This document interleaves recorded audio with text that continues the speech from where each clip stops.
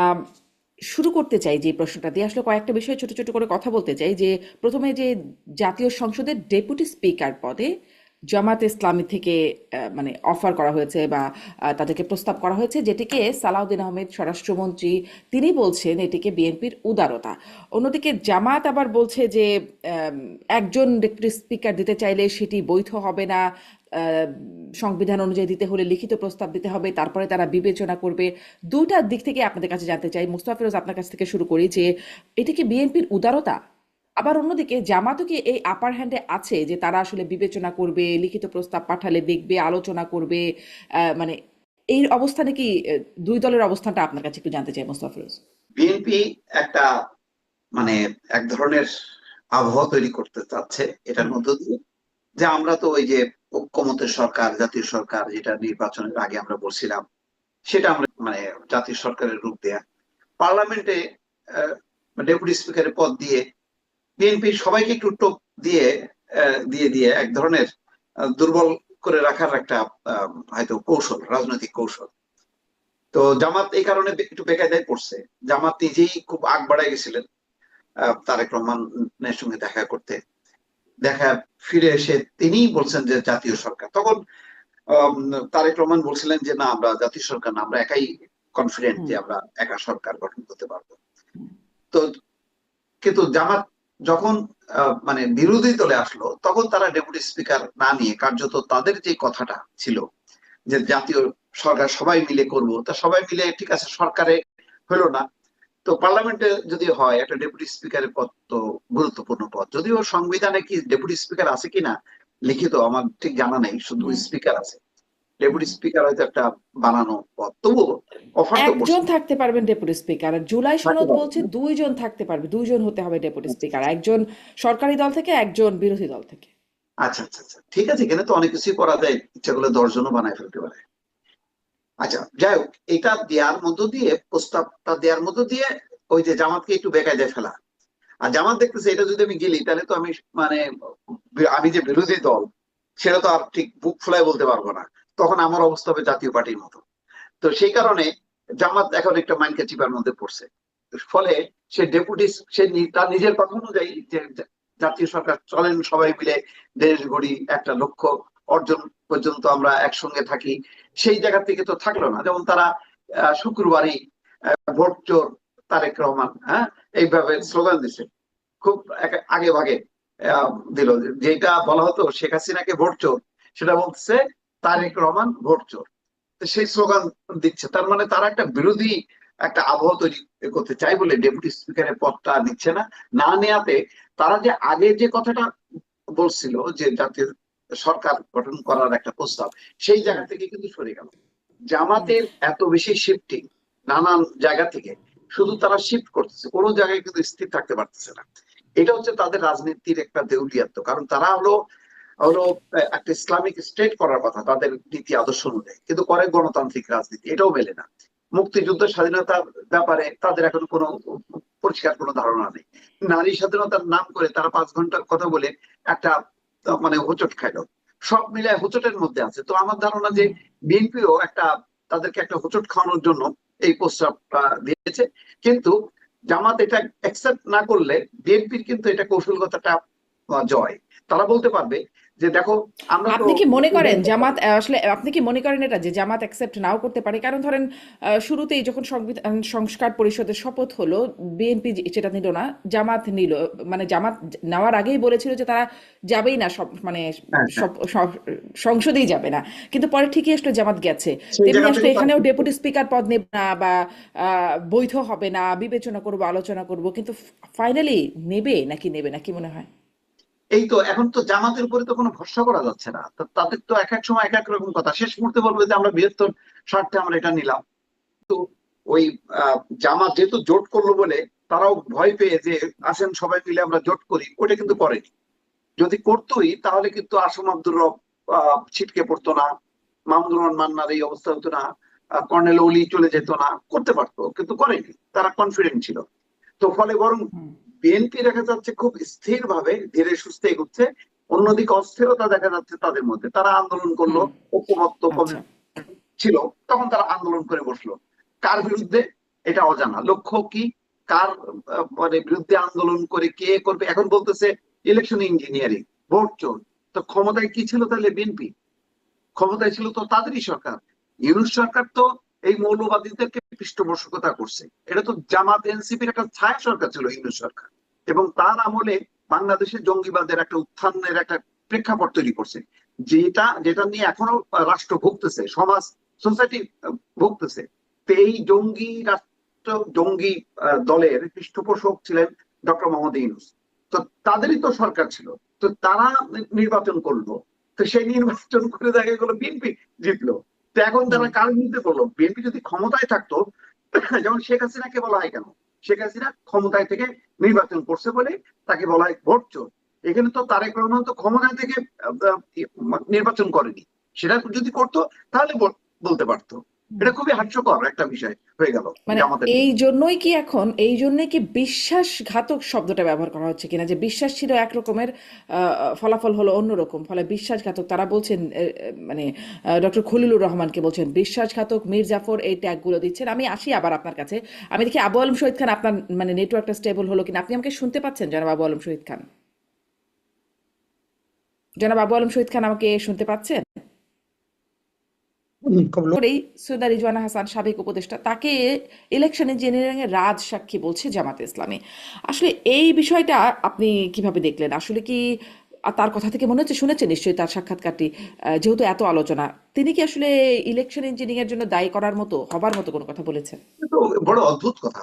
আমরা জানতাম খলিলুর রহমান, রেজওয়ানা হাসান এগুলো সব হচ্ছে জামাতের লোক, যারা সংস্কারের নাম করে, বিচারের নাম করে নির্বাচন প্রলম্বিত করতো। প্রলম্বিত মানে কি? তাদের টার্গেট ছিল যে শেখ হাসিনার পুরো টেনিউরটা তারা এনজয় করবে। তো এখন তারা কিন্তু তারা জামাতের লোক, এটা কি করে বোঝা যাইতো? মানে জামাতের লোক কেন বলা হচ্ছে তাদের? মানে এইটা এটা কিন্তু বিএনপির অভিযোগ ছিল যে বেশ কয়েকজন উপদেষ্টা জামাতের পক্ষে কাজ করছে, এবং তাদের কারণে এই ডক্টর ইউনূস নির্বাচন দিতে এই যে বিলম্ব করলো। এই কারণে এই নির্বাচনটা তো মানে ওনার তো ক্ষমতায় আসার পর 6 মাসের মধ্যে হওয়ার কথা, সেটা টানতে টানতে তারা সংস্কারের নাম করে করছে। এবং এই ক্ষেত্রে কলকাঠি নাড়ছে, রেজওয়ানা হাসানের কথা বলা হয়, পরবর্তীতে খলিলুর রহমান যুক্ত হলো, তার কথা বলা হয়, আসিফ নজরুলের কথা বলা হয়। তো এগুলি তো সবই তো তাদেরই লোক। এখানে বিএনপি ফেভারটা পাইলো কোথায়? বিএনপি যদি ফেভার পাইতো তাহলে তো সে 6 মাসের মধ্যে নির্বাচনটা আদায় করতে পারতো। কিন্তু তাহলে তো আবার ওই প্রশ্নটা আসবে, ফেভার নাই যদি পায় তাহলে খলিলুর রহমান যে তারও তো একটা শক্ত বন্দুক দরকার। আর হাসিনা যেমন ছিল ভারত, তো সেই ক্ষেত্রে যদি খলিলুর রহমান আমেরিকাকে নিয়ে আসতে পারে বিএনপির পাশে, তো সেই কারণে হয়তো এটা গিফট করছে পররাষ্ট্র মন্ত্রীর পদটা। এটাও হতে পারে। এখন ভেতরে কি হচ্ছে আমরা তো জানি না, কারণ কিন্তু যদি খলিলুর তারা রহমান। জামাতের আস্থাভাজন হয়, তাহলে খলিলুর রহমান আমেরিকাকে নিয়ে আসতে পারবে, বিএনপি আস্থা রাখবে কোত্থেকে জামাতের আস্থাভাজন মানুষের ক্ষেত্রে? বা যদি তাদেরকে জামাতের গন্ধ থাকে, বা জামাতকে তারা প্রমোট করার চেষ্টা করে, বা একটু আগে বলছিলেন না যে নির্বাচনেও তারা জামাতের ইন্টারেস্টে কাজ করেছে, নির্বাচন পেছানোর ক্ষেত্রে ইত্যাদি ইত্যাদি, তাই যদি হয় তাহলে বিএনপি কিভাবে আস্থা রাখে এরকম একজন মানুষের প্রতি? না, বিএনপি মানে খলিলুর রহমানকে ঠিক ওই পলিটিক্যাল একটা এলিমেন্ট হিসেবে আর গণ্য করেনি। তার মনে করছে যে একটা কূটনৈতিক এলিমেন্ট, যেটা তার বৃহত্তর স্বার্থে ক্ষমতা আসলে সে কাজে লাগাতে পারবে। কিন্তু অন্যদের ক্ষেত্রে সেই ভরসাটা তো পায়নি, যেমন হয়তো আসিফ নজরুল বা রেজওয়ানা হাসান। অনেকের ক্ষেত্রে যেমন এনসিপিরও তো 3 জন ছিল আহ, উপদেষ্টা পরিষদে। ফলে সব মিলায় ফ্লোটা ছিল কিন্তু জামাতের পক্ষে, যার কারণে পদে পদে কিন্তু বিএনপি বাধাগ্রস্ত হয়েছে। যেমন ধরেন এই এই যে বিএনপি কে উপেক্ষা করে আওয়ামী লীগের কার্যক্রম নিষিদ্ধ। এক্ষেত্রে তো রাজনৈতিক দলগুলোর মতামত নেওয়ার দরকার ছিল। সেক্ষেত্রে জামাত এনসিপি আন্দোলন করলো, আর আওয়ামী লীগের মতন এত বড় একটা দলের কার্যক্রম নিষিদ্ধ করলো, এবং সেক্ষেত্রে তো এর সাই ছিল না, বিএনপির সাই ছিল না। তাহলে বোঝা যাচ্ছে যে পুরো ইউনূস সাহেবের প্রশাসন এবং জামাত এনসিপি মিলে একটা লাইনে কাজ করছে, যা বিএনপি ছিল অন্যদিকে। আমি তখনই বুঝতাম যদি ছয় কিন্তু মাসের মধ্যে বিএনপিও তো অন্যদিকে খুব শক্ত অবস্থানে ছিল না, কেউ কেউ বলেছেন নিষিদ্ধ করা উচিত, এই প্রক্রিয়া না সেই প্রক্রিয়া, এবং নিষিদ্ধ হওয়ার পরপরই বা রাজনীতি নিষিদ্ধ হওয়ার পরপরই সাধুবাদ জানিয়েছেন। দেখেন, বিএনপি মানে শুধু নির্বাচনটার জন্য অনেক কিছু আপোস করছে। সে যেমন একদিকে সে ডক্টর ইউনূসের সরকারকেও চাইছে আস্থায় রেখে নির্বাচনটা হয়ে যাওয়া, আবার রাষ্ট্রপতিকেও রক্ষা করার চেষ্টা করছে। এটা তো সত্য। যে যখন নাকি রাষ্ট্রপতি বঙ্গভবন ঘেরাও হয়ে গেল, তখন শুধুমাত্র এটা সবাই জানে যে বিএনপি বলে এই তাদের এই পরিকল্পনাটা, ষড়যন্ত্রটা অথবা আন্দোলনটা এটা বিফলে গেছে। ফলে ওই দিক থেকে সে রাষ্ট্রপতিকে রক্ষা করার চেষ্টা করছে। আর গত 18 মাসে মানে বহু বিষয়ে জামাত, এনসিপি তারা একটা কৃত্রিম আন্দোলন করছে ডক্টর মোহাম্মদ ইউনূসের ফেভারে, কিন্তু হজম করছে। বিএনপিও তো পাল্টা রাস্তায় নামতে পারতো, নামেনি। সে মনে করছে যে তাহলে একটা বিশৃঙ্খলা দেখা দেবে, বিশৃঙ্খলা দেখা দিলে জামাত, এনসিপি বা অন্য কোনো গোষ্ঠী তারা সুযোগ নেবে। সেই কারণে সে কিন্তু ডক্টর ইউনূসকেও হজম করছে, করে অপেক্ষা করে করে করে সে শেষ পর্যন্ত নির্বাচনটা আদায় করছে। ফলে এখানে বিএনপি কিন্তু নানা রকম ভাবে খেলাধুলা করছে, সেই খেলাধুলায় শেষ পর্যন্ত সে কিন্তু উইন করছে। উইন করার কারণটা হলো এই যে এসে জামাত কয়েকটা ভুল পদক্ষেপ নিল। বিশেষ করে ওসমান হাদির মৃত্যুকে ঘিরে প্রথম আলো ডেইলি স্টারে হামলা হওয়ার পর সমস্ত গণতান্ত্রিক প্রগতিশীল শক্তি তারা মনে করলো যে এরা তো উগ্রবাদী, এবং যতগুলি মব হয়েছে সেই মবের দেখা যাচ্ছে যে অধিকাংশ মবের পৃষ্ঠপোষক হচ্ছে এই জামাত, এনসিপি। সুতরাং আস্তে আস্তে কিন্তু মানুষের মনোভাবটাও চেঞ্জ হতে থাকলো, এবং শেষ সময় এসে যখন নাকি নারীদের বিষয়ে যখন নাকি 5 ঘন্টা কর্মদিবসের কথা বলা হলো, তখন অটোমেটিক ওই জায়গাটাও কিন্তু ফাটল ধরলো। ফলে জামাত তার অবস্থানটা ধরে রাখতে পারলো না, সমস্ত বলগুলো কিন্তু চলে গেল কিন্তু বিএনপির কোর্টে, যার ফলে কিন্তু বিএনপির এই বিজয়টা হয়েছে। বিএনপি তার নিজের ভোটে কিন্তু জেতে নেয়। বিএনপির এই ভোটের পেছনে গণতান্ত্রিক প্রগতিশীল শক্তি, বিএনপির নিজস্ব ভোট ব্যাংক, আওয়ামী লীগের ভোট ব্যাংক, সংখ্যালঘুদের ভোট ব্যাংক, অনেকগুলো ভোট ব্যাংক, অন্তত আমি হিসাব করে দেখছি 7টা ভোট ব্যাংক বিএনপির ফেভারে ছিল। অন্যদিকে 3টা কি 4টা ভোট ব্যাংক ছিল জামাত, এনসিপির পক্ষে। সেই কারণে কিন্তু বিএনপির এই বিজয়টা হয়েছে, এবং বিএনপির এই বিজয়টা নিয়ে আসতে যে অনেক ষড়যন্ত্র, অনেক প্রতিকূলতা মোকাবেলা করতে হয়েছে। এই যে ধরেন এই যে ফরেন সার্ভিস একাডেমিতে যে একটা খুলে বসলো, এটা তো এক ধরনের একটা কনস্পিরেসি ছিল। এটা প্রলম্বিত করা যাতে আস্তে আস্তে এনসিপি এবং জামাত উঠে আসতে পারে এবং বিএনপির গায়ে কালিমা লেপন করতে পারে, এবং এমন একটা পরিবেশ তৈরি করছিল তারা যাতে তারেক রহমান আর দেশে ফিরতে না পারে। অর্থাৎ মির্জা ফখরুলের নেতৃত্বে বিএনপি যায়, এবং পরে শেষ মুহূর্তে সম্মিলিত মানুষের জোয়ারে আর তারা পানি পায়নি। তারপরেও তো বলা যায় যে জামাত বা এনসিপি তাদের তাদের জন্য আমি বলবো এটা অপ্রত্যাশিত ফল। বিএনপির জন্য কিন্তু এটা অপ্রত্যাশিত ফল না, কারণ আওয়ামী লীগ যেখানে না। কিন্তু তাহলে আসলে আপনার কি মনে হয়, ওই যে সেই প্রশ্নটায় যদি আবার যাই, যে তাহলে রিজওয়ানা হাসানকে রাজসাক্ষী বানিয়ে ইলেকশন ইঞ্জিনিয়ারিং এর সেই অভিযোগটা কেন জামাত এত শক্তপোক্ত ভাবে করছে এবং একদম তদন্ত চাইছে? বিরোধী দল হিসেবে তারা সবসময় একটা রাখতে চাইবে যে আমরাই তো বিজয়ী হতাম, কিন্তু ওই যে ইলেকশন ইঞ্জিনিয়ারিং এর কারণে আমরা পারিনি, এইরকম একটা করে তারা তাদের একটা শক্ত বিরোধী এবং বিএনপিকে একটা চাপে রাখার আমার মনে হয় এটা কৌশল। আর জামাত ভালো করেই জানে যে এইরকম সুযোগ তাদের জীবনে কখনোই আসবে না। আগামী 1-1.5 বছরের মধ্যে আমার বিশ্বাস আওয়ামী লীগ রাজনীতিতে যখন ইন করবে, তখন কিন্তু জামাত একটা কম্পিটিশনের মধ্যে পড়বে। বিএনপি যতটা নির্ভর আওয়ামী লীগ রাজনীতিতে ইন করবে কত সময়ের মধ্যে, আপনার প্রেডিকশন? আমার ধারণা 1 থেকে 1.5 বছরের মধ্যে। আচ্ছা, তো তখন কিন্তু জামাত কিন্তু তখন পিছাইতে থাকবে, কারণ আওয়ামী লীগের তোপের মুখে পড়বে জামাত, এনসিপি, ফলে তারা কিন্তু পিছায় যাবে। সেই ক্ষেত্রে আবার দেখা যাবে যে তারা ঘুরে ঘুরে ওই বিএনপির কাছে আশ্রয় নেওয়ার চেষ্টা করবে। ফলে এখানে অনেক রকম খেলা, আমি মনে করি 1-1.5 বছরের মধ্যে রাজনীতির অনেক রূপ পাল্টাবে। জামাত এখন করবে কি, ইন দা মিন টাইম সে তার অবস্থান, সেই একমাত্র বিরোধী দল, আওয়ামী লীগ হলে যেরকম বিরোধী দলের একটা টেম্পো থাকবে, সেই টেম্পোটা তারা ধরার চেষ্টা করতেছে। কিন্তু এটা হচ্ছে আর্টিফিশিয়াল জিনিসগুলো টেকে না, মানুষ কিন্তু স্পষ্ট। তার মানে এই যে অভিযোগ করা, এগুলো একটা কৌশল, এবং এটা আর্টিফিশিয়াল কৌশল, আর্টিফিশিয়াল, কোনো ভিত্তি নেই, বাস্তব। আমি স্পষ্ট। আমি জনাব আবু আলমশাদ খান, আপনি আমাকে শুনতে পাচ্ছেন এখন?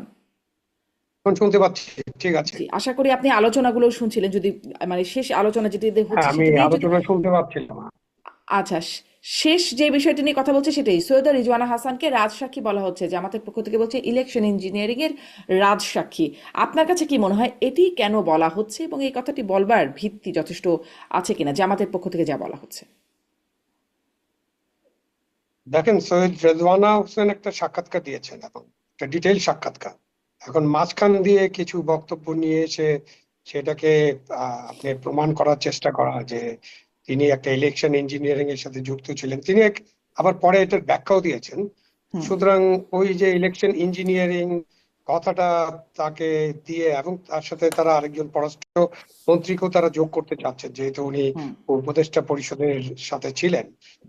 আমাদের যে প্রধান উপদেষ্টা তার অ্যাডভাইজার ছিলেন, ডিফেন্স অ্যাডভাইজারও ছিলেন। তো এই দুজনকে নিয়ে জামাত তো কিছু কথা বলার চেষ্টা করবে, এবং তারা চেষ্টা করছে। এখন ইলেকশন ইঞ্জিনিয়ারিং, এটা তো প্রমাণ করতে হবে কোথায় ইঞ্জিনিয়ারিং হলো, কিভাবে ইঞ্জিনিয়ারিং হলো, কারা কিভাবে ইঞ্জিনিয়ারিং করলো। উল্টা দিকে অভিযোগ শোনা যায় যে জামাতি নাকি কিছু কিছু জায়গায় বেশ ইঞ্জিনিয়ারিং করেছে। আপনারাও শো করেছেন এবং মোস্তফা ফিরোজ সাহেবরাও শো করেছেন যে ঢাকা শহরে জামাতের যে সমস্ত আসনে জেতার ইচ্ছা এনসিপি এবং জামাতের, সেখানে কোনো তেমন কোনো সিটে জেতার চান্স নাই। সেসব জায়গা থেকে তারা ভোটার এনে ঢাকা শহর ভরিয়ে ফেলছিলেন। এই জন্য আমরা ঢাকা শহরের ভোটের রেজাল্টে কিন্তু জামাতকে বেশ বড় ধরনের চমক লাগাতে দেখেছি। তো এইসব কারণে ইঞ্জিনিয়ারিং কে করলো, কখন করলো, কিভাবে। তিনি আসলে কি বার্তা নিয়ে আসলেন এবং তিনি এই রাজনৈতিক দলগুলোকে কি বার্তা দিয়ে গেলেন? আমার ধারণা যে তিনি মূলত এসেছেন মানে বিএনপি সরকারের সাথে আমেরিকার সম্পর্কটা আরো যাতে মজবুত থাকে, এবং তাদের বেশ কিছু চুক্তি আছে, আহ, আহ, কি বলে সামরিক চুক্তি, সেগুলোর ব্যাপারে ইনশিওর করতে এসেছে। কারণ আহ, সবাই জানে যে ইউনুস গুলো আগায় ব্যাপারে, কিন্তু সে ইউনুস সরকার গভর্নমেন্ট, আর এটা তো পার্মানেন্ট গভর্নমেন্ট।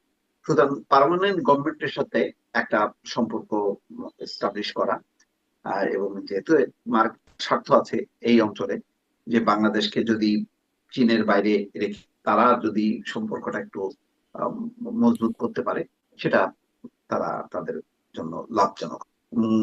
সেই ক্ষেত্রে হয়তো একটা যোগসূত্র থাকতে পারে। সব মিলায় এখনো পর্যন্ত তো সেই একদিকে আরেকদিকে ভারত আমেরিকা, এই যে একটা অবস্থানটা, তার মধ্যে আবার কিছু বিষয় আছে যেটা আবার আমেরিকার সাথে মেলে না। তো মোট কথা, আমেরিকা সাথে তার সম্পর্ক, তার বাণিজ্যিক সম্পর্ক, তার সামরিক সম্পর্ক একটু ঝালাই করা, এবং তাতে ইউনিট সরকার যেভাবে সাপোর্ট আছে সেগুলো যাতে কন্টিনিউ করে, সেটার জন্যই হয়তো তার এই সফরটা। এর কোন রাজনৈতিক বার্তা এই মুহূর্তে আছে? কারণ আমেরিকা এই মুহূর্তে নিজেরই যেহেতু কমিটমেন্ট যে তারা গণতান্ত্রিক রাজনীতিতে বিশ্বাস করে, প্রতিহিংসা রাজনীতিতে বিশ্বাস করে না, সুতরাং তারা তাদের নিজের প্রয়োজনেই জামাত যেহেতু একটা শক্তিশালী বিরোধী দল, এবং তার যে ধরনের এগ্রেসিভ একটা মুভমেন্ট আমরা 18 মাসে দেখলাম, সেটাকে আরো তারা আইনগত একটা রূপ দিয়ে দিল পার্লামেন্টের একটা শক্তিশালী বিরোধী দল হিসাবে। সুতরাং এখানে যদি আওয়ামী লীগের প্রত্যাবর্তন ঘটে, সেক্ষেত্রে পশ্চিমারা বাধা দেবে না, বরং ওয়েলকাম জানাবে। আন্তর্জাতিক সমর্থন এবং বিএনপির সেক্ষেত্রে আরো বাড়বে, ভারতেরও সাপোর্টটা থাকবে। সব মিলায় মানে আওয়ামী লীগ এই জন্য আমি বলছিলাম যে খুব বেশি এটা সময়ও নেবে না।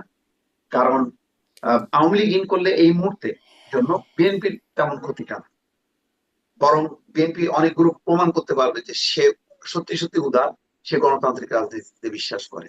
এবং শেষ মুহূর্তে তো বিএনপির গণতান্ত্রিক রাজনীতিটাই তাকে ক্ষমতায় নিয়ে আসলো। সুতরাং সে তো আর জামাতের উপর আর ভরসা করতে পারবে না, বরং জামাত আগে তার উপর একটা নির্ভরশীল অবস্থানে ছিল, সেইটা হয়তো সামনে হয়তো প্রমাণ হবে তখনই, যখন নাকি আওয়ামী লীগ ভেতরে ঢুকবে, তখন কিন্তু জামাতের কণ্ঠটা আস্তে আস্তে স্তিমিত হবে।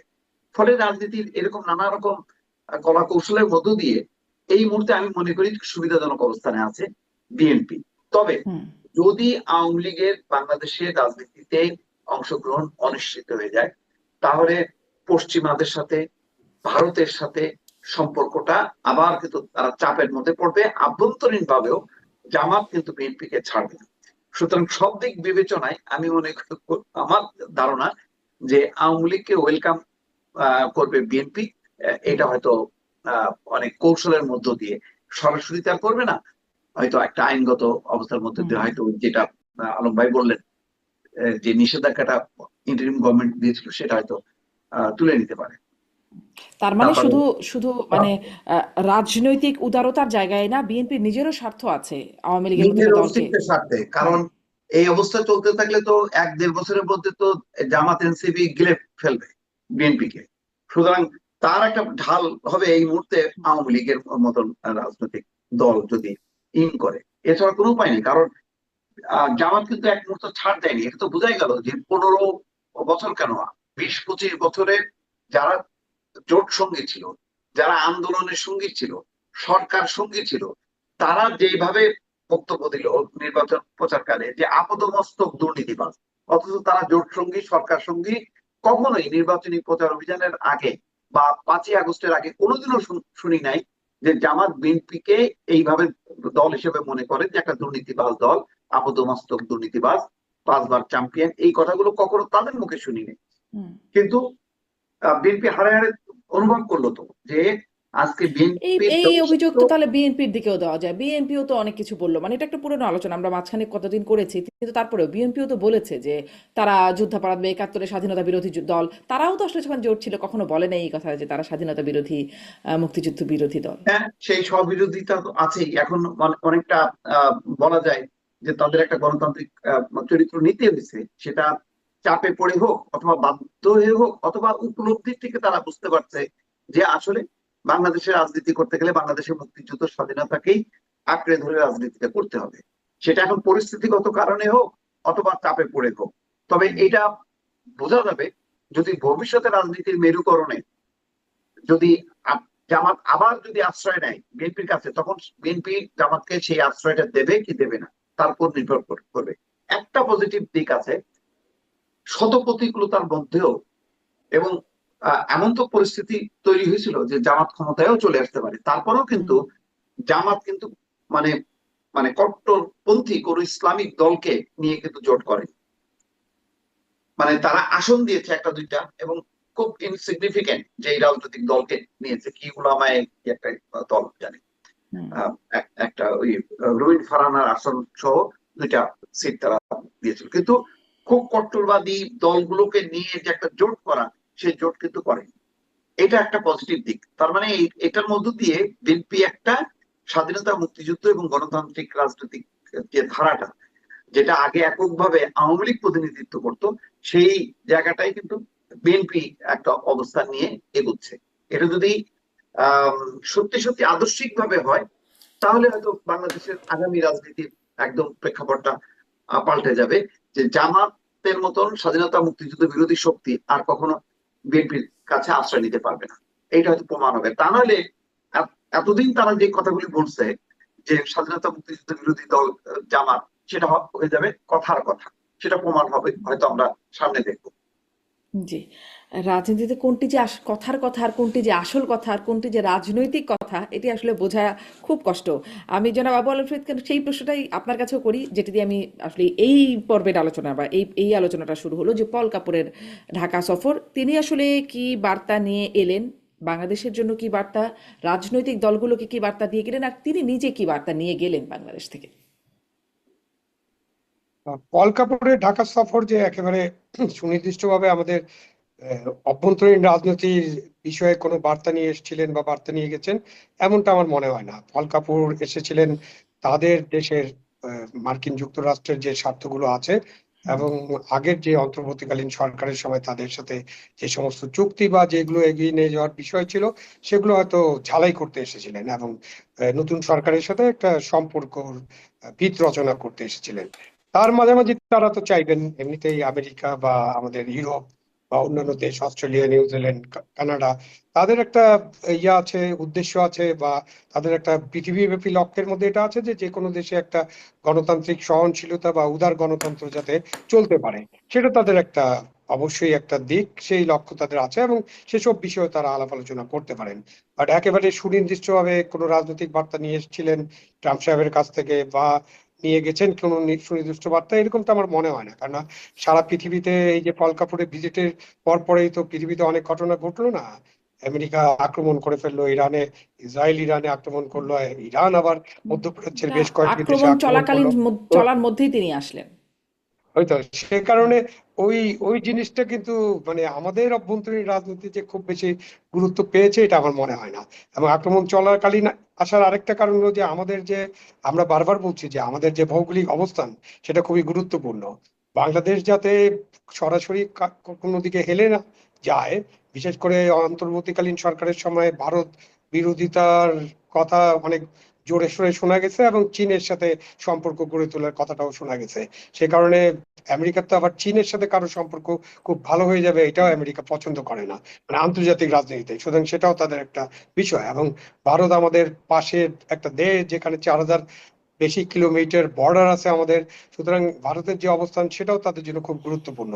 এবং ভারতের অবস্থান নিয়েও কিন্তু তারা কথাবার্তা বলছেন যে তারা চান না যে পুরো ইন্দো চায়নার এই যে সাগরে, বঙ্গোপসাগর এবং ভারত মহাসাগরে ভারতের একেবারে পুরা তাদের নিয়ন্ত্রণ থাকুক বা পুরা নিয়ন্ত্রণে চলে যাক। সেখানে বাংলাদেশ কিন্তু একটা বড় ধরনের ভৌগোলিক অবস্থানে আছে, একটা বড় ধরনের সুবিধা আছে। বাংলাদেশ সরকারকে সেই জিনিসটার ব্যাপারে তারা হয়তো আলাপ আলোচনা করবেন এবং বাংলাদেশকে কিন্তু বুঝতে হবে যে তারা ভালো অবস্থানে আছেন, এটা যেমন সত্যি, তারা খুব সেন্সিটিভ অবস্থানে আছেন এটাও সত্যি। সুতরাং বুঝে শুনে তাকে পদক্ষেপ নিতে হবে। আমাদের হ্যাঁ, এই সেন্সিটিভ পররাষ্ট্রনীতি যা অবস্থানে আমরা থাকার ফলো কারণেই করি, কি? সকলের সাথে বন্ধুত্ব। হ্যাঁ, এই এই জি। বন্ধুত্ব, সকলের সাথে বন্ধুত্ব বা ওই যে সেন্সিটিভ অবস্থানে আছে বাংলাদেশ, সেই কারণেই কি বাংলাদেশের মানে সরকারের পক্ষ থেকে এই যুদ্ধ সম্পর্কিত এরকম প্রতিক্রিয়া যে মানে মধ্যপ্রাচ্যের দেশগুলোতে যে হামলা হচ্ছে সেগুলোর বিরুদ্ধে বাংলাদেশ বলছে, কিন্তু ইরানে যে হামলা হচ্ছে বা যুক্তরাষ্ট্র যে হামলা চালাচ্ছে সেই বিষয়ে আসলে মানে পররাষ্ট্র মন্ত্রণালয়ের যে বিবৃতি বা বক্তব্য সেখানে কিছু বলা নাই। এটা কি মানে আপনি যে অবস্থানের কথা বলছিলেন তার কারণেই কি এইরকম, নাকি আসলে এই অবস্থানটাকে আপনি কিভাবে দেখেন? সেই কারণে এমনটা করেছে এরকম বলা যাবে না। কারণ হলো যে আগের যে অবস্থান ছিল, ধরেন যখন নন অ্যালাইন মুভমেন্ট ছিল, সেই মুভমেন্টটা তো এখন নাই। এবং তার আগেও যে অবস্থান ছিল যখন শীতল যুদ্ধ ছিল, সোভিয়েত ইউনিয়ন কেন্দ্রিক একটা বলয় ছিল, সেই অবস্থাটাও এখনো নাই। সুতরাং এখন আমেরিকার অবস্থান অনেক শক্তিশালী এবং সামরিক দিক থেকে তারা খুব শক্তিশালী অবস্থানে আছে। এবং তারা যে সমস্ত জিনিস করে এবং তাদের সাথে আমাদের যে সম্পর্ক, আমরা যে সম্পর্কটা রাখতে চাচ্ছিলাম বা আমাদের অন্তর্বর্তীকালীন সরকার যে সম্পর্ক গড়ে তোলার চেষ্টা করছিলেন, সেই সম্পর্ক তো এখনো ইতি টানার মতো সম্পর্ক না। সে কারণে বাংলাদেশের পক্ষ থেকে খুবই নিরাপদ একটা স্টেটমেন্ট দেওয়া হয়েছে। আমি জানি না অন্য কোনো সরকার থাকলে এরকমই স্টেটমেন্ট হতো কিনা। আমার মনে হয় স্টেটমেন্ট এরকমই হতো এবং জি, সেই স্টেটমেন্টে এই কথাগুলোই থাকতো। কারণ জি, আমরা যদি স্পষ্ট। খেয়াল অনেক করি যে ধন্যবাদ। আপনি এই যদি জায়গাটা পশ্চিম একদমই ইউরোপের, স্পষ্ট। তার মানে এরকমই হওয়া উচিত বলে আপনি মনে করেন? মানে বাংলাদেশের যে অবস্থা বা বৈশ্বিক যে প্রেক্ষাপট তাতে আসলে রিঅ্যাকশনটা ঠিক এরকমই হওয়া উচিত। যথাযথ রিঅ্যাকশনই দিয়েছে সরকার। সরকারি স্টেটমেন্ট এরকমই হওয়া উচিত মনে করছি না। সরকারি স্টেটমেন্ট আপাতত এরকম হবে। আর একজন নাগরিক হিসেবে নিশ্চয়ই আমি নিন্দা করি যে একটা রাষ্ট্রের প্রধানকে আপনি যে আহ, মেরে ফেললেন, অ্যাটাক করলেন, বা একটা রাষ্ট্রের প্রধানকে ধরে আপনার নিউ ইয়র্কে নিয়ে গেলেন, এই বিষয়গুলো কিন্তু এগুলো আন্তর্জাতিক আইনের লঙ্ঘন। এবং আন্তর্জাতিক আইন লঙ্ঘন হয়েছে, এটা জাতিসংঘে আলাপ আলোচনা হয়। সেখানে বাংলাদেশ সরকার হিসাবে হয়তো খুবই স্পষ্টভাবে এটার বিরুদ্ধে অবস্থান নিতে পারছে না। বাট নাগরিক হিসাবে আমার অবস্থান হচ্ছে যে না, এগুলোর আমরা নিন্দা করি, এগুলো জি, নিন্দা করতে জি, হবে। নিশ্চয়ই। নাগরিক হিসেবে নিন্দা করা যায়। সরকারের অবস্থানে হয়তো মানে যদি বুঝি যে সেনসিটিভ অবস্থানের কথা যেটি আপনি বলছিলেন, দেশের স্বার্থ, দেশের মানুষদের স্বার্থ অনেক কিছু আছে। যুক্তরাষ্ট্রের সাথে মানে একটা পাঙ্গা নেয়ার মতো অবস্থায় যাওয়ার মতো অবস্থানে হয়তো বাংলাদেশ নাই, হয়তো সে কারণেই কিনা মোস্তাফিজের কাছে এই ব্যাখ্যাটা ছোট করে শুনতে চাই। আর সেই সাথে আচ্ছা, এটা না হয় সরকারের অবস্থান বুঝলাম, তাদেরকে একটা অবস্থান নিতে হবে এবং তার অবস্থানটা এখানে সেনসিটিভও, তার অবস্থানের উপর ডিপেন্ড করছে বাংলাদেশের সাথে সম্পর্ক কি হবে বা তাদের আচরণ কি হবে, নানান কিছু।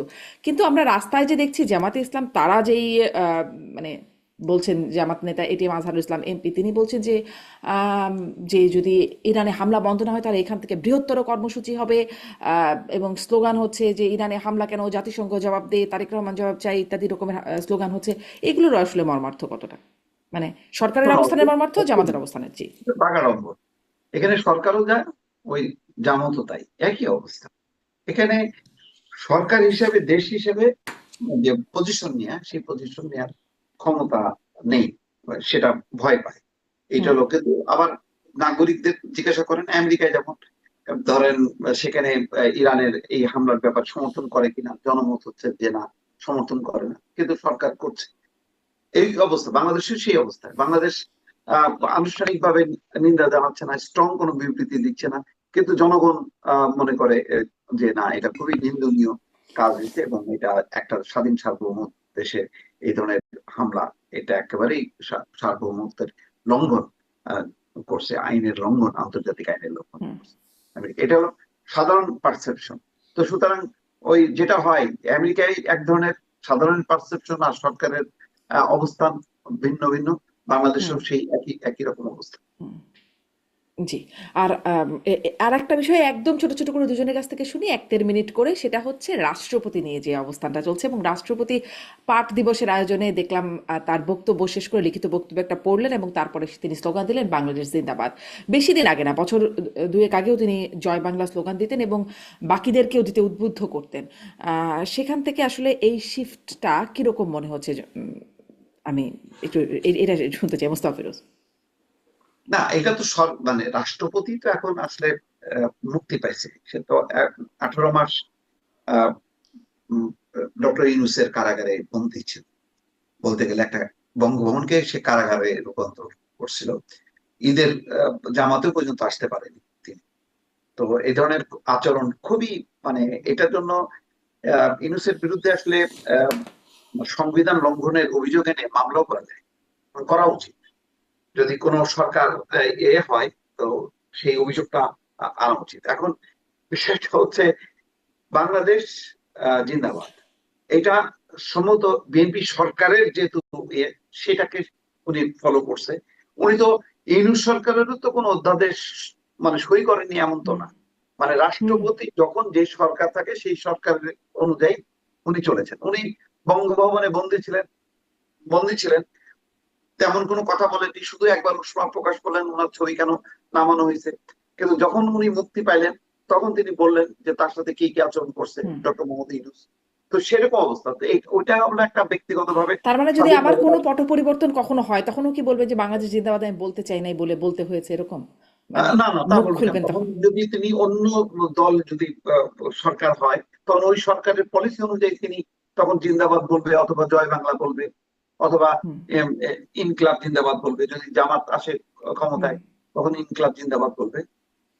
এই আচ্ছা রাষ্ট্রপতি তো, তার তো নিজস্ব কোনো নেই। আচ্ছা সরকারের যেদিকে যাবে রাষ্ট্রপতি সেদিকেই যাবে। তবে এই রাষ্ট্রপতি একটু ব্যতিক্রম, যে তিনি তাও কিছু প্রতিবাদ করেছেন।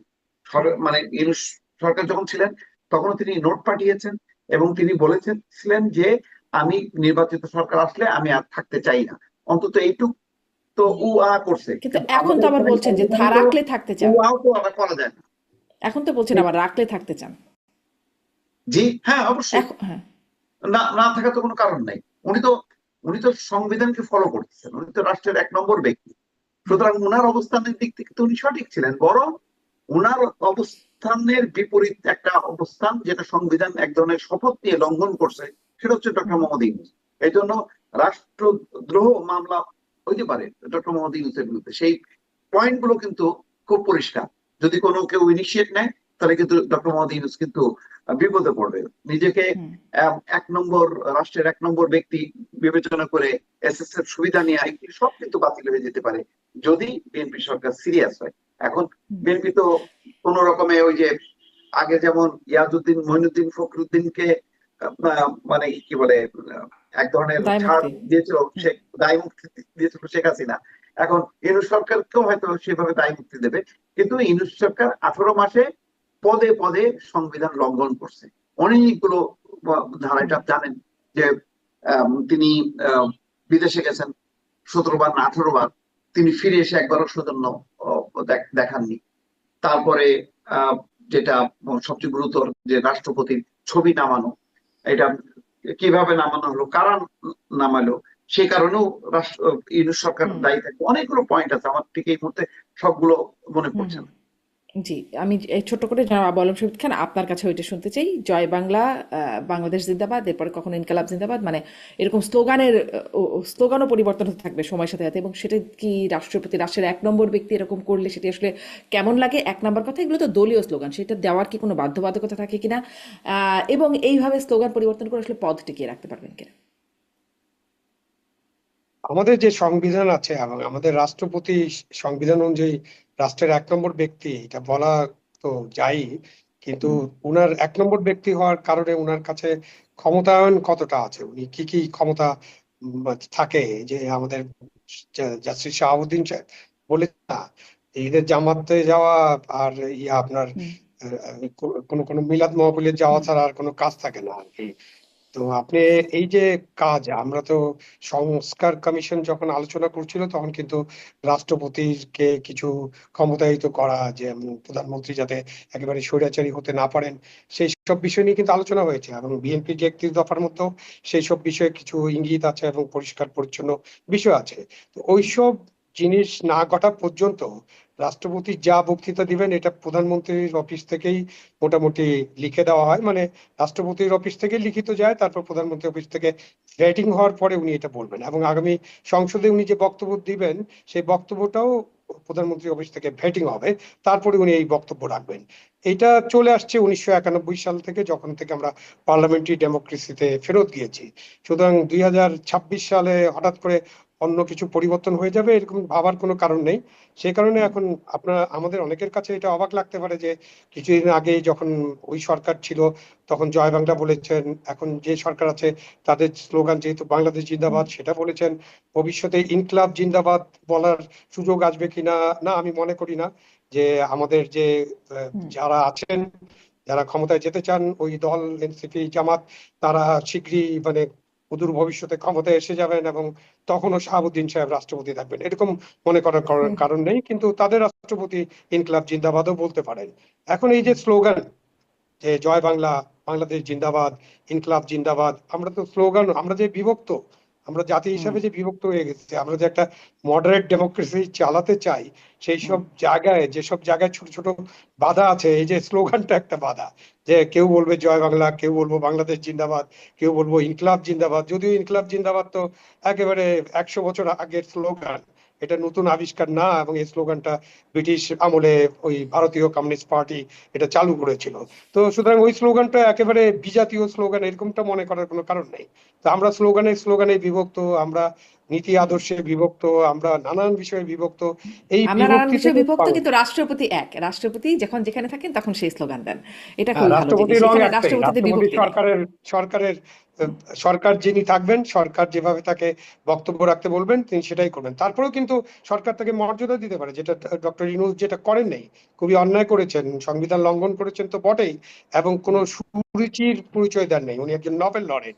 এই যে আপনি দেখেন রাষ্ট্রপতি যখন শহীদ মিনারে কিংবা বিজয় আমাদের স্মৃতিসৌধে গেছেন, তখন তো প্রধান উপদেষ্টার তাকে রিসিভ করার কথা, তিনি থাকবেন, রিসিভ করবেন, এবং তারপরে প্রধান উপদেষ্টা আগে রাষ্ট্রপতি ফুল দিবেন বা তার শ্রদ্ধা নিবেদন করবেন, তারপরে প্রধান উপদেষ্টা করবেন।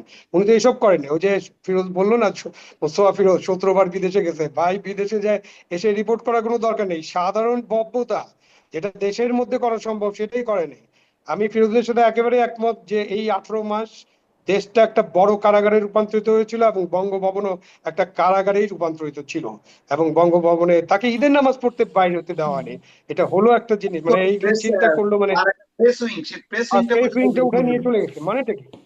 এগুলো কি, মানে এটা কিভাবে একজন মানে আমি জানি না, উনার মতো উনি Nobel laureate doctor Mohammad Yunus, তাকে সারা বিশ্ব অনেক প্রশংসা করে, বাংলাদেশের মানুষও অনেক প্রশংসা করছিল, এবং তাকে তাকে পছন্দ করছিল যে তিনি একটা পরিবর্তন হয়তো আনতে পারবেন, কিন্তু উনি যা যা করেছেন, উনার টিম যা যা করেছে গত 18 মাসে, এটা অবশ্যই বারবার আলোচনা করতে হবে।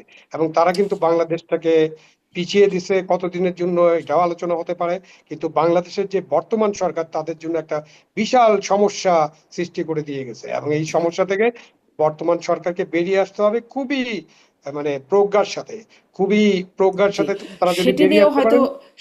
সেটি নিয়েও হয়তো সামনে আরো কথা হবে যে আসলে কি কি, মানে সমস্যার মধ্যে বা চাপের মধ্যে ফেলে গেছেন এই সরকারকে এবং সেই সরকারের কৌশলকে, এবং এই সরকারও কি আসলে শুধুমাত্র নির্বাচনের জন্য সব চাপ আমি মনে করি খারাপ কেন?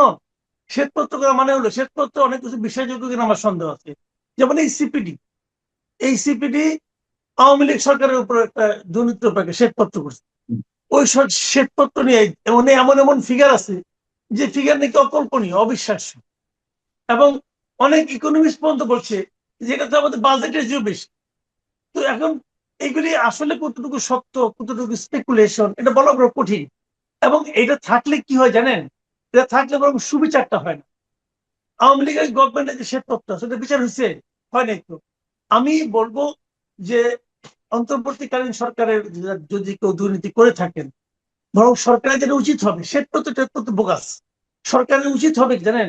উচিত হবে যে অন্তর্বর্তীকালীন সরকার সহ আগের সরকার, সকল সরকারের অথবা সরকারের বাইরে যারা যত দুর্নীতি করছে এই দুর্নীতিগুলির কার্যকর বিচার করা, এটা সরকার উচিত হবে।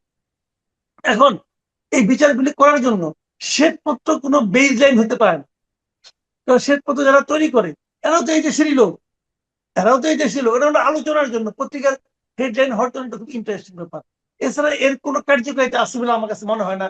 কারণ আমরা অনেক বছর ধরে সেই এরশাদের আমল থেকে শ্বেতপত্র দেখে আসতেছি, কিচ্ছু হয় না ধরে। বরং যে আপনি বিচার করেন, দুদকের মাধ্যমে বিচার করেন, সরকারি ফৌজদারি আদালতে বিচার করেন, প্রত্যেকটা বিচার হোক, সুবিচার হোক। রাজনৈতিক বিচার চাই না, সুবিচার হোক। আপনি বিচার ব্যবস্থাকে ঠিক করেন, দুদককে ঠিক করেন, ঠিক করে প্রত্যেকটা ঘটনা ধৈর্য ধরে বিচার করেন। উপায় কেমন বলি? উপায়টা হলো শ্বেতপত্র না, উপায়টা হলো প্রত্যেকে আপনি একটা গণবিজ্ঞপ্তি দেন যে যার সঙ্গে যত দুর্নীতি হয়েছে, যে দুর্নীতির যত সাক্ষী আছে, যার কাছে যত তথ্য প্রমাণ আছে, সব আমাদের এখানে পাঠান। প্রয়োজনে আপনার ঠিকানা দিয়েন না, ঠিকানা ছাড়া অভিযোগ লিখিত আকারে পাঠানোর দরকার নাই, তথ্য প্রমাণ পাঠান। কারো না কারো কাছে তথ্য আছেই, তথ্য ছাড়া একা একা দুর্নীতি করা যায় না। আপনি কোনো অপকর্মে একা একা করতে পারবেন না, মাথায় রেখেন। আপনার কোনো না কোনো পার্টনার থাকবে, কোনো না কোনো সঙ্গী থাকবে, কোনো না কোনো সাক্ষী থাকবে। সে হয়তো একসময় আপনার পক্ষে ছিল, এক পর্যায়ে দুর্নীতির অর্থের ভাগ বাটোয়ারা নিয়ে সে এখন আপনার বিপক্ষে চলে গেছে, এবং দেখবেন সে তথ্য দিয়ে দিবে। আপনি তথ্যগুলো ওপেন আহ্বান করে আপনি বলেন যে কোনো আপনার সোর্স বলা দরকার, আপনি ইনফরমেশন গুলো আমাদেরকে দেন, আমরা সেটা খুঁজে পাই করবো। বাকিটুকু এটা করেন, আপনি পেয়ে যাবেন। এবং তারপরে প্রত্যেককে একদম কঠিন ভাবে আইনের আওতায় আনেন, দেখবেন হয়ে যাবে, ফল পাবেন। তবে এইগুলি বেসিক কি জানেন? বেসিক হলো যে সরকার এটা করতে চায় সেই সরকারের মধ্যে দুর্নীতির বিরুদ্ধে আন্তরিকতা থাকতে হবে। আমার প্রশ্নটা ঠিক ওখানেই যে বিএনপি সরকারের সময় অন্তর্বর্তী সরকারের দুর্নীতির তথ্য উন্মোচন হবে কিনা, বা কোনো কার্যকর কোনো পদক্ষেপ নেওয়া হবে কিনা, এবং শ্বেতপত্রের প্রসঙ্গটি ওই কারণেই এসেছে যে একটু ধারণা পাওয়া। আপনি যে কথাগুলো বললেন যে বিজ্ঞপ্তি দিয়ে তথ্য প্রমাণ চাওয়া বা সংগ্রহ করা, ওরকমই কিছু। এবং যদি ধারণাটাই না আসে তাহলে বিচারটা হবে কিভাবে, উদ্যোগটা নিয়ে হবে কিভাবে? এবং আপনি এখন যে জিনিসটা ধারণাটা কথা আপনি বলছেন, কাকে করতে দিবেন? ধারণাটা আপনি কার কাছ থেকে নেবেন? এই লোকগুলি তো সমাজের সুবিধাভোগী ভাই। আমি তো এই লোকগুলোর উপর আস্থা রাখি না। আপনি ধারণা নিলেন, বলে মাসুদ কেমন আপনি ধারণা দেন, আমি দিলাম। আমি তো সোসাইটির সুবিধাভোগী লোক, আমার সঙ্গে কারো না কারো খাতির আছে, আমি তাহলে বাদ দিয়ে বাকিগুলি দিব। তাহলে ধারণাটা আপনি একটা ব্যক্তি বা একটা গোষ্ঠীর কাছ থেকে নিয়েন না, ধারণাটা কার কাছ থেকে নিচ্ছেন এটা বললেনও না। বললেই কিন্তু আমাকে হাত করে ফেলাবে। যেই বলবেন যে আমি অমর একটা সংগঠনকে দিলাম, ওই সংগঠনের সঙ্গে তখন যোগাযোগ করা আরম্ভ করে দিবে, বলবে যে অন্যগুলি বড় করে দেখান, আমারটা ছোট করে দেখান। দরকার নাই তো। আপনি অজ্ঞাত পরিচয় লোকের কাছ থেকে বলেন আমি আপনার পরিচয় গোপন রাখবো, আপনার কাছে দুর্নীতি যা কিছু তথ্য আছে আপনি বলেন। আপনি এক্সাম্পল, কথার কথা, আপনি একটা প্রতিষ্ঠানকে দায়িত্ব দিলেন, ধরেন সুজনকে দায়িত্ব দিলেন, ভাই আপনি একটু দুর্নীতির উপর একটা শ্বেতপত্র বানাই দেন। তারা কিন্তু অনাগ্রহী হবে না, আগ্রহের সঙ্গে শুরু করবেন। মিস্টার বদির আলম বুঝুন দেখবেন বিরাট আগ্রহ ঝাঁপাই পড়ছে। ঝাঁপাই পড়লে কি হবে? আলটিমেটলি ওনার কিছু লাভ হবে, আর কিছু লাভ হবে। ওনাকে সবাই যাবে, ভাই আমার কাছে অমুকের সম্পর্ক আছে, তমুকের সম্পর্ক আছে, তাহলে আমার টুকু আপনি একটু সাইজ করে দিয়ে। উনি কি দুধে ধোয়া তুলসী পাতা? বাংলাদেশে কে দুধে ধোয়া তুলসী পাতা বলেন তো আপনি? আচ্ছা, জানেন আপনি তো আমি না? আছি, সেই একটা কামতে আলো করি। আপনি আছেন আমি আছি, দুধে ধোয়া, এটাকে হঠাৎ করে বলতে আমি পারি। আপনি পরীক্ষিত না, শুনেন পান না, বড় বড় ডায়লগ দিয়ে লাভ নাই। বড় বড় ডায়লগ আমি আমি আপনার চেয়ে পরীক্ষিত না। আমরা মনে করতেছি আমি আছি, আপনি না, মনে করতেছেন আপনি আছেন, কিন্তু যেটুকুই সুযোগ পেয়েছেন, যেটুকু সুযোগ পেয়েছেন, আমি যতটুকু পেয়েছি অন্তত সেই জায়গা থেকে বলতে পারবো, হলফ করে বলতে পারবো যে আমরা দুধে ধোয়া, যেটুকু সুযোগ পেয়েছি অন্তত সেই হ্যাঁ, সুযোগে তো আমরা গা ভাসিয়ে দেইনি। এটা বলা যায় না ভাই, এটা বলি না, আমি বলি না। ধরুন আপনার সম্পর্কে দুর্নীতি অভিযোগ আসলো, আমি বলবো যে পান্নার সম্পর্কে দুর্নীতি অভিযোগ পাইছি, এটা হয়তো একটু দেখি, পান্নার সঙ্গে আলাপ করে দেখি, আপনার সঙ্গে আলাপ করলাম, পান্না আপনার সম্বন্ধে এটা পাইছি, আপনি আমাকে 7 মাস বুঝাইলেন, যাই বুঝালেন, আমি কিন্তু আপনারটা বোঝার জন্য বসে আছি। এই যে কিছু একটা অজুহাত দিলে আমি এটা মেনে নেবো, কারণ আপনার সঙ্গে তো আমার একটা পার্সোনাল রিলেশন আছে। আমার কথাটা তা না, আমার কথাটা হলো কি, আপনি যদি রিয়েলি জাজ করতে চান, তাহলে তথ্য নেন, ডিসিশন নিয়েন না, সাজেশন নিয়েন না, ইনফরমেশন নেন। সেই ইনফরমেশনের উপর ভিত্তি করে আপনি জাজ করেন। ওকে, ঠিক আমার আছে, কাছ আমি থেকে আপনারটাই আপনি জাজ বলছি। করেন। না, ঠিক আছে, আপনার যে প্রক্রিয়া, আপনি যে প্রক্রিয়ার কথা বলছেন সেই প্রক্রিয়ায় আমি অবশ্যই ধরে নিচ্ছি এবং এটাই করা উচিত। কিন্তু সেদিকেও সরকার এগোবে কিনা আপনার কি মনে হয়? যেহেতু বিএনপির যে 3-4 দিনের নানান পর্যায়ে মন্ত্রীর যে কথাবার্তা, যে সততার বয়ান আমরা শুনছি, সেই জায়গা থেকে মনে হয় যে আসলেই তারা ইচ্ছুক গত সরকার মানে ইন্টারিম গভর্নমেন্টের যাদের বিরুদ্ধে অভিযোগ রয়েছে তাদের দুর্নীতি তদন্ত করতে, নাকি সারা বছর আমরা যা শুনে আসছিলাম যে একটা সেফ এক্সিট চাই উপদেষ্টা, সেই সেফ এক্সিটের এক ধরনের প্রি কন্ডিশনের মধ্য দিয়ে তাদেরকে সেফ এক্সিটের ব্যবস্থা করে দেওয়া হতে পারে? শুনেন, বিএনপি যে ক্যাবিনেটটা আছে, এখানে আমি 2 ধরনের লোক দেখি, এবং আমি খুব সতর্ক ভাবে এদেরকে পর্যবেক্ষণ করব। আগামীতে আমি 2টা গ্রুপ করার চেষ্টা করব। একটা গ্রুপে দৃশ্যত রয়েছেন তারেক রহমান, আর একটা গ্রুপে বাকিরা, পরস্পরের প্রতিদ্বন্দ্বী, এটা আমি বলছি না। তারেক রহমান একটা অবস্থান নিয়েছেন, উনি কিছু কিছু কাজ করছেন যা নাকি স্বাভাবিক নয়, উনি কিছু কিছু মানে আপনার পদক্ষেপ নিয়েছেন যা নাকি অনেকের কাছে প্রত্যাশিত নয়, কিন্তু আমার কাছে খুব ভালো লাগতেছে। এখন এইগুলি তার ক্যাবিনেটের আর কে কে অনুসরণ করবে, এই ব্যাপারটা আমার আপনাকে নিয়মিত পর্যবেক্ষণ করতে হবে। এই পর্যবেক্ষণ করলে আমরা দেখবো যারা যারা ওনার সঙ্গে মিল মিল দিচ্ছেন, মুখে কি বলছেন that is not important, important হলো যে কার কার কাজ করবে আমরা তা দেখছি। দেখেন, উনি সংসদীয় সভায় সিদ্ধান্ত নিয়েছেন যে এমপিরা শুল্কমুক্ত গাড়ি দিবেন না, প্লট নেবেন না। ওনারা 212টা এমপি পেয়েছেন। আমার তো মনে হয় 212 জনের মধ্যে 200 জনের মন ভেঙে গেছে, 200 জনের হৃদয় ভেঙে চুরমার হয়ে গেছে যে এটা কি কয়, আমি বলে গাড়ি দিব না। আমি তো অলরেডি গাড়ি কিনে গাড়ি বিক্রির গ্রাহকও ঠিক করে ফেলাইছি, আর এখন আমার আমি গাড়ি নিতে পারবো না। এরা তো কেউ, যারা নাকি শুল্ক মুক্ত গাড়ি নিচ্ছে এ পর্যন্ত, তারা তো কেউ 2-3 কোটি টাকার কম দামে কোনো গাড়ি নেয় নাই। সেই গাড়ি আবার তারা বিক্রিও করে ফেলেছে, গ্রাহকও ফেলেছে যে ওই গাড়ি 6 কোটি টাকা বেচবে, তাও যে কিনবে তাও 2 কোটি টাকা লাভ হবে। এটা সব ঠিক থাকতো। এই সময় নেতা কয় যে আমরা কেউ গাড়ি নিব না, এটা কোনো কথা? এটা কি মনে সয়? কানে সয় কিন্তু মনে তো সয় না। তো এই যাদের মনে সয় না তাদেরকে আমাদেরকে চিহ্নিত করতে হবে একটা একটা। উনি বলছেন প্লট দেবো না, আর যদি প্লটই না পাইলাম তাহলে এমপি লাভ কি? এগুলো তো ভাই ন্যায় নাই কে বলুন তো, আপনি ন্যায় নাই কে? এখন তারেক রহমান বলছেন দিবে না, এখন কার কার বলে দুঃখ পাইছে দেখতে হবে। আবার উনি বলছেন যে আমি আমার গাড়িতে যাব, আমার গাড়ির তেল আমি কিনবো, ড্রাইভারের বেতন আমি দিব। ওকে ফাইন, আমরা অবজার্ভ করি এখন আর মন্ত্রীদের মধ্যে কে কে কাজটা করে, কে কে করে। ভাই, এই মন্ত্রীদের মধ্যে সবাই তো কোটিপতি, তালিকা তো দেখলাম। তারা কি নিজের একদিন গাড়ি চড়তো না? চড়তো। তো মন্ত্রী হওয়ার পর সরকারি অর্থের গাড়ি চড়তে হবে কেন? ওনার তো গাড়ি আছে, ওইটাই চলেন। আপনি তো দেশ সেবা করতে আসছেন না ভাই। তারেক রহমান একদম খুব ভালো পয়েন্টে ধরছে। আপনি ওয়েস্টার্ন ওয়ার্ল্ডে যান না কেন, আপনি ইংল্যান্ডে যান। ইংল্যান্ডের কোনো মন্ত্রীর জন্য কোনো বাড়ি নাই, ইংল্যান্ডের কোনো মন্ত্রীর জন্য কোনো বাড়ি নাই। তো এখন খালি একমাত্র প্রাইম মিনিস্টার ছাড়া ওই ডাউনিং স্ট্রিট 10 নম্বর ডাউনিং স্ট্রিট আর বোধহয় 11 নম্বর না 9 নম্বর আরেকটা জানে আছে কার জন্য, বোধহয় স্পিকারের জন্য না কার জন্য, এই দুইটা বাড়ি কেমন আছে সরকারি বাড়ি। আর বাদ বাকি সব মন্ত্রীরা নিজের বাইর থেকে আসে, কেউ কেউ ট্রামে আসে, মেট্রোতেও আসে, আসে তো ভাই।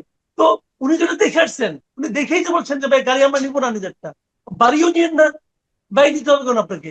বাড়ির সঙ্গে আপ্যায়ন ভাতা, জামাদার, দফাদার, ওয়াশিং মানে ওয়াশ করার জন্য ধোবা, এইসব আপনাকে নিতে হবে কেন?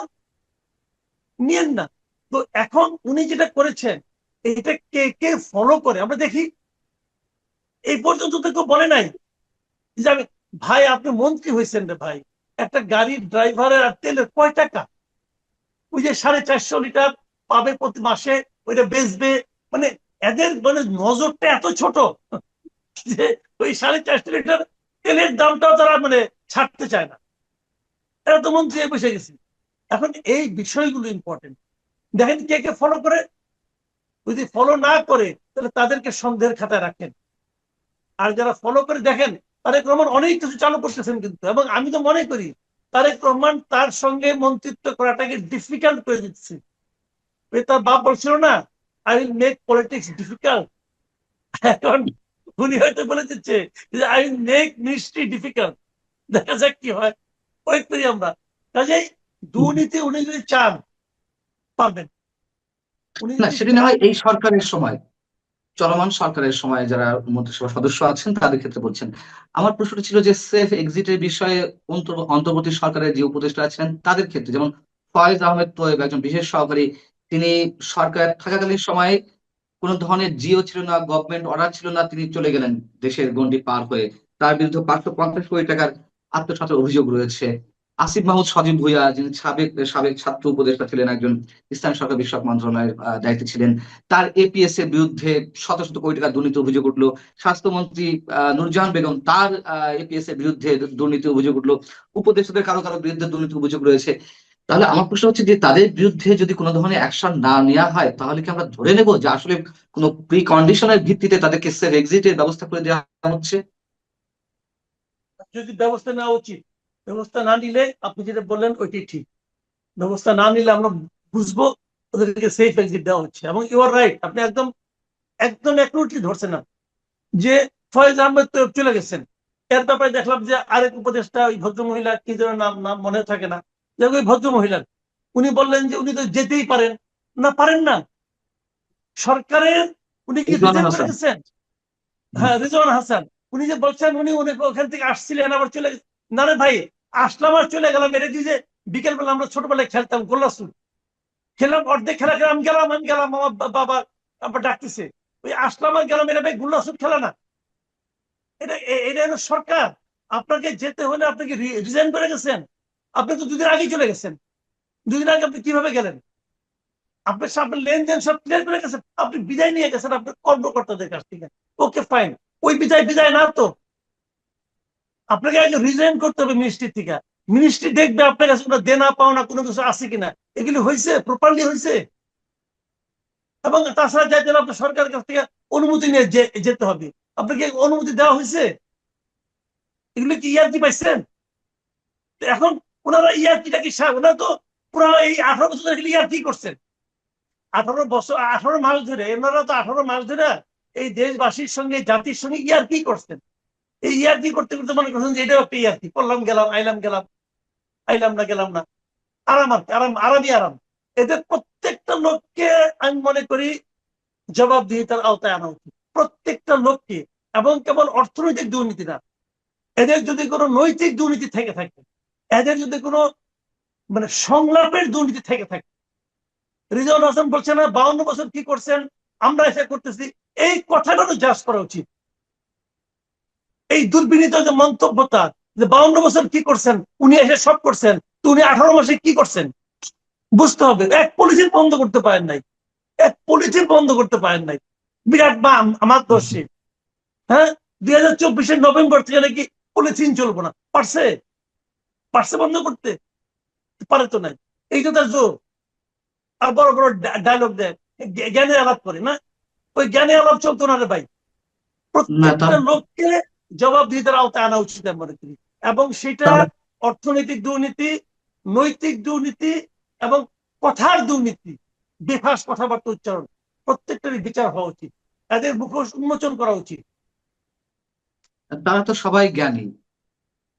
সাবেক প্রধান উপদেষ্টা প্রেস সচিব বললেন যে আপনার কোনো পড়াশোনাই নেই, আপনি কি বলেন না বলেন কেউ বোঝে না। আমরা তো সব বুঝি, কিন্তু উনি বোঝেন না, উনি এতটাই জ্ঞানী। হ্যাঁ, আহ, আপনার পড়াশোনার পরিধি নিয়ে তার সন্দেহ আছে, ইত্যাদি ইত্যাদি। না না শোনেন, আমি বলি আমার লেখাপড়া আসলেই নাই, আমি আসলেই একটা মূর্খ টাইপের লোক। আমার কোনো আসলে কিন্তু আমার কোনো সার্টিফিকেট নেই, বুঝছেন, আমি খুবই মূর্খ। আমি মোটামুটি 35 বছর ধরে চাকরি বাকরি করছি। তো এরা কেউ এই মূর্খ লোকটা কেন রাখলো যদি নেমে দিয়ে বুঝলাম না। যে জিনিসটা শফিক সাহেব একদিন পরে বুঝলো, এটা এই এরা কেউ বুঝে নাই, বুঝছেন, কেউ বুঝে নাই, উনি একলাই বুঝছে। তো কি করবো আর বলেন। উনি ছিল একটা আপনার ইয়ে কি বলে হঠাৎ এক গভর্নমেন্টের প্রেস সেক্রেটারি। তো আমি বঙ্গবন্ধুর প্রেস সেক্রেটারি চাকরি করে আসছি। বঙ্গবন্ধুর প্রেস সেক্রেটারি ছিলেন তো আপনার সাহেব ইয়ে তোয়াব খানের সঙ্গে আমি চাকরি করে আসছি, 12 বছর চাকরি করছি। তোয়াব খান 12 বছরের টের পায় নাই যে আমি তো কোনো লেখাপড়া করিনি। এখন উনি উনি বুঝে গেছে তো আমি কোনো লেখাপড়া করি নাই। তো কি আর করা? আমার আমার ধারণা উনি একটা নৈশকালীন বিদ্যালয় খুলবেন, সেই নৈশকালীন বিদ্যালয়ে আপনি প্রথম ছাত্র হবেন, সাবেক প্রেস সেক্রেটারি। এটা আমরা শুনেন, আমি দেখতে বলি চাই। ভাই, আমার সম্পর্কে অনেকে অনেক কথা বলে। আমি যে মহাজ্ঞানী লোক তা তো আমি দাবি করতে পারবো না। আমি একটা অবশ্যই আমি নিজেও মনে করি আমার অত জ্ঞান নাই। তবে আমার যে জ্ঞান আছে ভাই, এই জ্ঞান দিয়ে আমার জীবন চলে গেছে, কোনো সমস্যা হয় নাই। আর আমার 80% যদি ভুল ভাল হয়, তাহলে এই দেশের মানুষের একটা মাথার মধ্যে কোনো বুদ্ধিশুদ্ধি নাই।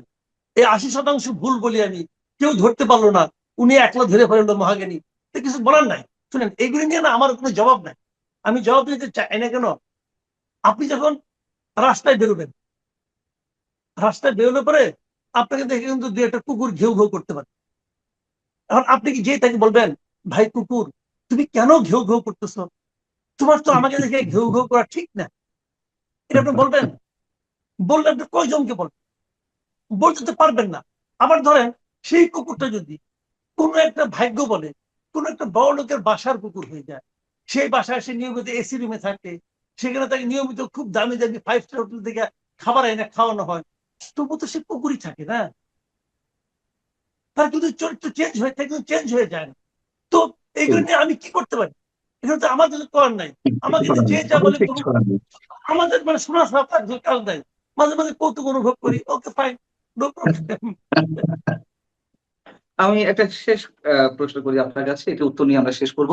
সেটা হচ্ছে যে মানুষ জীবনে একটি প্রতিবেদন বেরিয়েছে, আপনি নিশ্চয়ই দেখেছেন, যে সাবেক সরকারের এবং অন্তর্বর্তী সরকারের 3 উপদেষ্টা ক্ষমতা ধরে রাখতে চাইছিল এবং তারা নানান ধরনের ব্লু প্রিন্ট করছিল।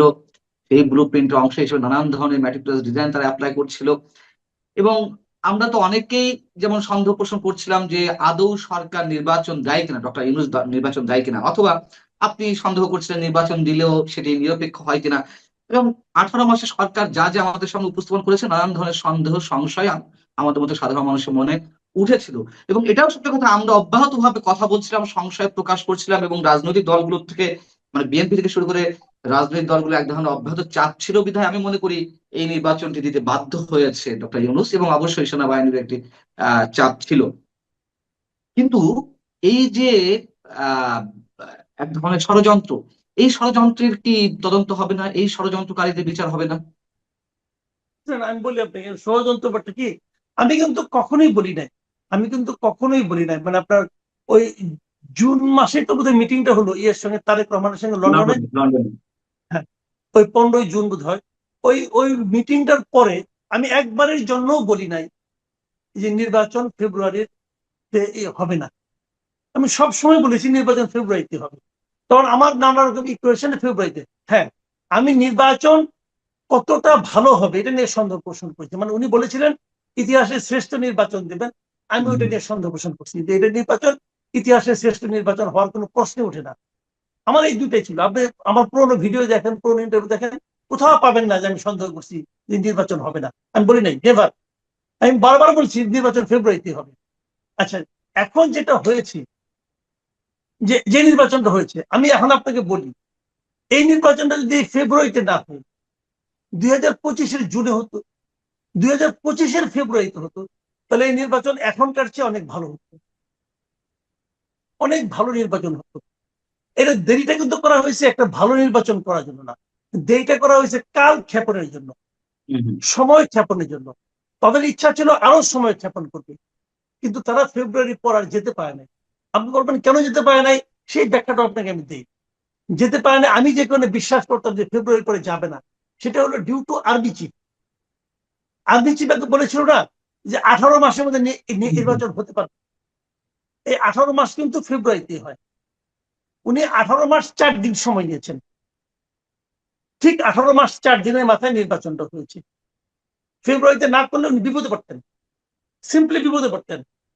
এবং এই জন্যই নিজের বিপদকে রক্ষা করার জন্য উনি 18 মাসের মধ্যে এই নির্বাচন যে হয়েছে এই 18 ইয়ার মধ্যে, ফেব্রুয়ারির মধ্যে, এদের এই মতলব ছিল একটা আরো দীর্ঘায়িত করা যায় কিনা, সেই মতলবটাকে থামিয়ে দিয়েছেন আর্মি চিফ।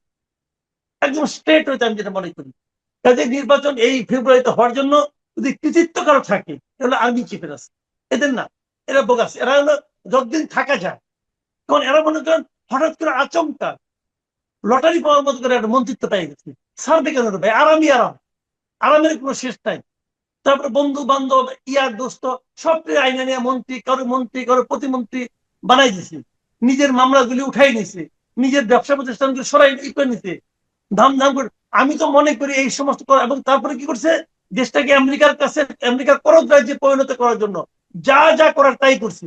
আমি তো মনে করি এদের সবার বিরুদ্ধে এই সমস্ত অপরাধে মামলা হওয়া উচিত, এবং সবচেয়ে আগে মামলা হওয়া উচিত ডক্টর মোহাম্মদ ইউনূসের বিরুদ্ধে। উনি তো মূল লোক, উনি হলো মূল লোক এই সমস্ত আকাম কুকামে, ওনার বিরুদ্ধে মামলা হওয়া উচিত। এবং ওনার প্রত্যেকটা মামলা যেগুলো নির্ভয়া আদেশ উঠাই নিছে, প্রত্যেকটা মামলা আবার নতুন করে করা উচিত, এবং সেগুলো জাজ হওয়া উচিত। যেগুলো যদি মুক্তি পাবেন, যদি প্রমাণ হয় যে ভুয়া মামলা হবে। কিন্তু নির্ভয়া আদেশে মামলা তুলে নেওয়া, এর চেয়ে বড় অন্যায় আর পৃথিবীতে থাকতে পারে না। মামলা আবার নির্ভয়া আদেশে উঠে কি হবে? মামলা যখন কোর্টের কাছে গেছে, কোর্ট ঠিক করবে এই মামলা কি রেজাল্ট হবে। নির্ভয়া আদেশ উঠায় কিভাবে? এই মামলা কি নির্ভয়া আদেশ ছিল? কত হয় নাই। মানলাম শেখ হাসিনা ব্যক্তিগত প্রতিহিংসা চরিতার্থ করার জন্য মামলা করছে, ওকে, করছে মামলা। তো মামলা যে ইনভ্যালিড মামলা, এটা কোর্ট বলুক। কোর্ট বলছে আপনি সবটা উঠাই নিলেন। উনি তো দেশ চালাইছে হাসিনার চোখ খারাপ করতে, হাসিনা এই প্রক্রিয়ায় এই দেশ চালাইতো, উনি ওই প্রক্রিয়ায় চালাইছেন। তো এইগুলি ঠিক না। আমি মনে করি প্রত্যেকটা, আপনি বললাম না আমি যে প্রত্যেকটা অপকর্মের